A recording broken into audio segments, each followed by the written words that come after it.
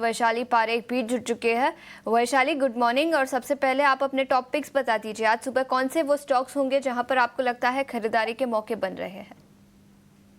Very good morning all of you. So actually bias तो corrective है ही, काफी cell strategies बन रही है, but one of them is a buy जो ठीक ठाक लग रहा है, वो है जेएसडब्ल्यू एनर्जी। कल हमने देखा that in spite of all the choppiness, ये एक स्टॉक था जो टिका हुआ था। So I would say on near term basis 490 के स्टॉप लॉस के साथ इसको देखा जा सकता है।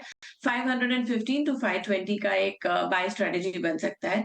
And on a sell side I think BSE आप देखेंगे तो एक्चुअली बैन में आ चुका है, पर उसका बायस करेक्टिव हो चुका है। It's gone below the 200 day moving average also.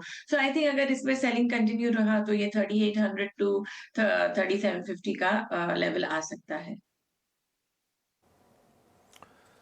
ठीक है, 4000 के नीचे कल बीएसई की क्लोजिंग रही है, 3750 तक ही गिर सकता है बीएसई एक झटके में। मैं कहूंगा कि 6000 के भाव हम देख रहे थे, वहां से गिरते गिरते आ गया है 4000 के नीचे। जेएसडब्ल्यू एनर्जी बाय है आपके लिए, 540 रुपए का टारगेट और 490 रुपए का स्टॉप लॉस। तो नजदीक का स्टॉप लॉस से थोड़ा दूर का टारगेट है। और पावर शेयर पूरे फ्लेवर में भी है। कल हमने देखा कि बाजार में ऊपरी स्तरों से कमजोरी आई भी, लेकिन पावर पर उतना असर पड़ा नहीं और अच्छे से शेयर चले थे। बीएसई के लिए जो टारगेट होगा 3800 रुपए का और स्टॉप लॉस 4130 रुपए का। तो एक बाय एक सेल हो गया वैशाली जी की तरफ से। रचना जी गुड मॉर्निंग, आप बताइए आपकी लिस्ट में कौन से शेयर है मैम?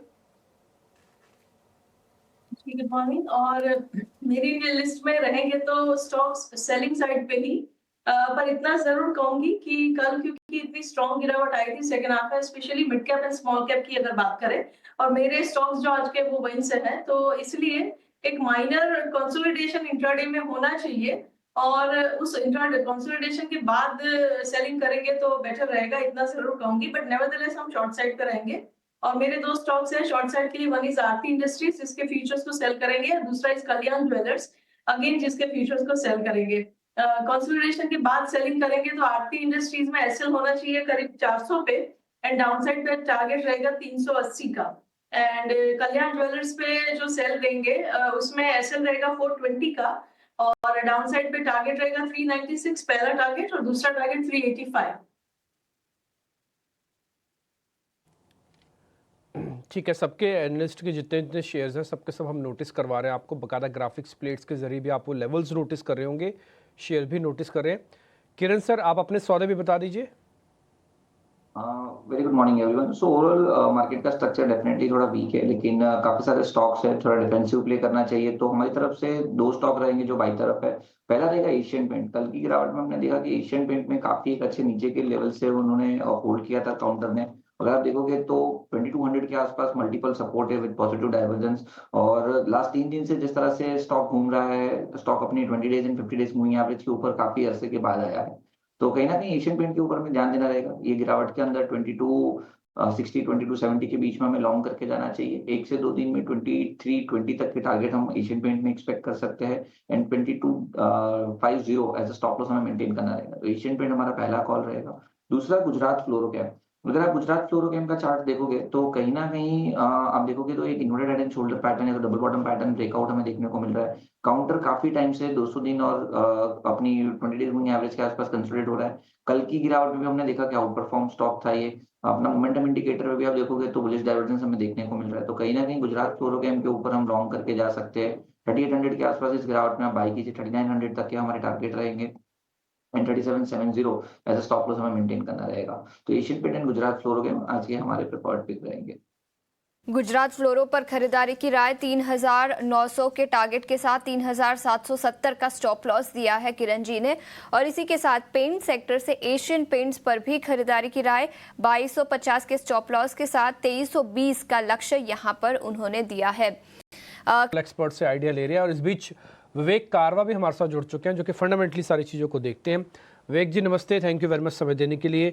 यूएस के अंदर थोड़ी गिरावट आई है, काफ़ी सारे लोग थोड़ा प्रीमेच्योर होकर बोल रहे हैं कि यूएस के अंदर भी अब अच्छे दिन गए, अब उनके भी थोड़े दिन खराब आएंगे। उनको भी पता लगे कि बाजार जब गिरता है, इन्वेस्टर्स का पैसा गिरता है तो फिर कैसे दुख होता है। अब रेसिप्रोकल टैक्स की बात से शुरू कर रहा हूँ मैं सर, जरा मेरे को बताइएगा सर यूएस कहाँ पे खड़ा है और कैसे देखना है। गुड मॉर्निंग डिम्पी जी। देखिए बोलते हैं ना कि आप अगर कीचड़ में कूदोगे तो कीचड़ तो आपको भी लगना ही लगना है। तो उससे तो आप एस्केप हो नहीं सकते। और ये सारा मुझे लगता है कि 3 या 6 महीने के अंदर सेटल हो जाएगा। जब और एक और चीज मान के चलिए कि जो ट्रम्प साहब है वो एकदम हार्डकोर बिजनेसमैन है। उनको जैसे ही लगेगा ना कि ये यूएस बाजार को भी खराब कर रहा है, वो कई चीजें ओवरनाइट रिवर्सल भी दे देंगे आपको। तो ये अब एक इक्विलिब्रियम के लिए हमको वेट करना पड़ेगा मुझे लगता है, और डेफिनेटली ये यूएस को भी इफेक्ट करेगा ही करेगा। लेकिन हाँ, जो लीडरशिप रोल यूएस ले रहा है, काफी टैक्सेस दुनिया भर में कम हुए हैं। इंडिया ने भी काफी टैक्सेस कम करने के लिए मतलब मंजूरी दे दी है, या फिर अग्री कर रहे हैं वो लोग। जो जो 150% थे वो 125 हो गए या 100% हो गए टैरिफ रेट जो इंडिया में थे। तो इसका पॉजिटिव इफेक्ट और नेगेटिव इफेक्ट आपको करीबन अगले 6 महीने में देखने को मिलेगा। तो मुझे लगता है कि थोड़ा बहुत यूएस में करेक्शन बहुत ओवरड्यू है। इनफैक्ट यूएस जो मार्केट कैपिटलाइजेशन टू जीडीपी आप अगर आप देखो आज के दिन, तो मुझे लगता है कि अगर यूएस 50% भी करेक्शन हो जाए तो बहुत बड़ा करेक्शन नहीं माना जाएगा। लेकिन हाँ, उतना करेक्शन होता तो हम लोग डूब जाएंगे, ये बात पक्की है। तो थोड़ा बहुत करेक्शन ओवरड्यू यूएस में होना चाहिए। मुझे लगता है कि अगर 10 पे 1% करेक्शन होता है तो थोड़ा सा उधर क्या बोलते हैं वो जो तेजी है, स्पीड है, उसमें ट्रम्प साहब थोड़ी सी संयम बरतेंगे, ये मुझे लग रहा है। तो अब क्या एग्जैक्टली होगा, ये तो देखिए ट्रम्प साहब के दिमाग में घुस के कोई नहीं पढ़ सकता है, ये हमसे भी पॉसिबल नहीं है।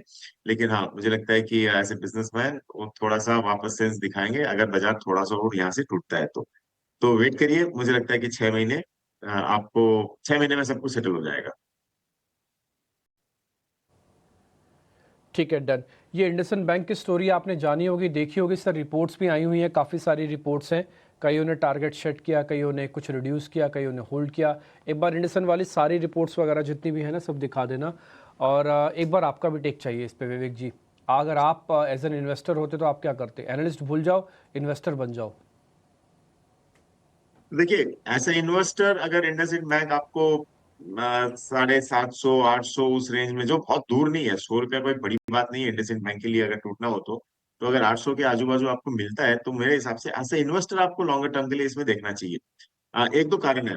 देखिए, आई थिंक 2 या 4 शो पहले अपनी बात हो रही थी, तब मैंने कहा था कि जो एमएफआई में लोन एनपीएस है वो ऑलमोस्ट, एक न्यूज रिपोर्ट भी आई थी इसके बारे में, करीबन 50,000 55,000 करोड़ है।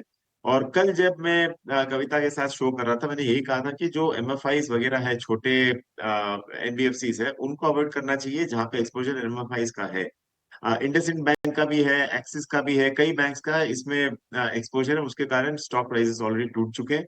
लेकिन जो ओवरऑल स्कीम होता है ना, मतलब जो एक single stand alone micro finance company है, एनबीएफसी है, उसमें थोड़ा सा भी एनपीए आपको बहुत बड़ा इफेक्ट दिखाता है, क्योंकि मार्केट कैपिटलाइजेशन उन कंपनीज का बहुत छोटा होता है। लेकिन इंडसइंड बैंक में अगर 70,000 करोड़ मार्केट कैप में आपका अगर 1.5 1.5 या 1,000 करोड़ का कोई इशू आता है, मुझे नहीं लगता कि बहुत बड़ा इसमें आपको नेगेटिविटी दिखानी चाहिए। और अगर 800 रुपये आता है तो बहुत अच्छा करेक्शन होगा, और लॉन्गर टर्म के लिए ये वापस आपको सुधरते हुए दिखेगा। आरबीआई कोविड के बाद में कुछ रूल्स एंड रेगुलेशंस में रिलैक्सेशन दिया था, उसके कारण ये एनपीएस बढ़ रहे हैं। और मुझे लगता है कि अब जो स्ट्रिक्टनेस वापस आ रहा है सिस्टम में, यहाँ से धीरे धीरे रिकवरी होगी। 50 1,000 करोड़ है आज भी एनपीएस, ये सबको मालूम है। तो ये सारा का सारा न्यूज ऑलरेडी फैक्टर्ड इन है डिम्पी जी। मुझे लगता नहीं है कि कोई क्या बोलते हैं, आउट ऑफ द ब्लू कोई नया शॉक आने वाला है, वैसा नहीं लग रहा है। तो 1,500 करोड़ का जो भी इंडसइंड में कल बोला है, मेरे हिसाब से 800 में अगर आता है तो आप लॉन्ग टर्म इन्वेस्टर डेफिनेटली बन के इसमें एंट्री कर सकते हो।